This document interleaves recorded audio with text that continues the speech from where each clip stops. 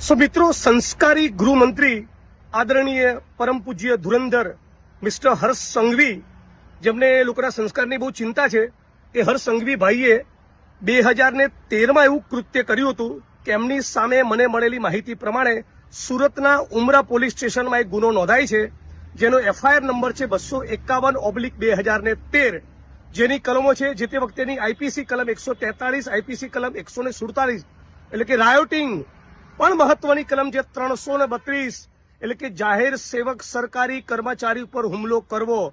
જી હા, ગુજરાતના નાયબ મુખ્યમંત્રી હોમ મિનિસ્ટર હર્ષ સંઘવી ઉપર 2013માં સુરતના ઉમરા પોલીસ સ્ટેશનમાં એફઆઈઆર નંબર 251/2013 દરમિયાન આ કલમ 332 હેઠળ એક સરકારી કર્મચારી પર હુમલો કરવાનો ગુનો નોંધાયેલો.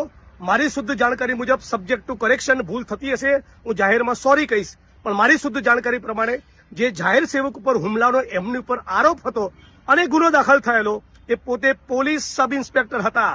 ગુજરાતમાં ભારતીય જનતા પાર્ટીના માણસો જે પોલીસના મિત્રોને મારી સામે ઉશ્કેરી રહ્યા છે, એ લોકો જાણે કે હર્ષ સંઘવી કેટલા સંસ્કારી છે, એમના સંસ્કાર કેટલા ઉજળા છે કે જાહેર સેવક પોલીસ કર્મીની ઉપર હુમલો કરવાનો આઈપીસીની કલમ 332 મુજબ એમની સામે ઉમરા પોલીસ સ્ટેશનમાં જે તે વખતે ગુનો દાખલ થયેલો.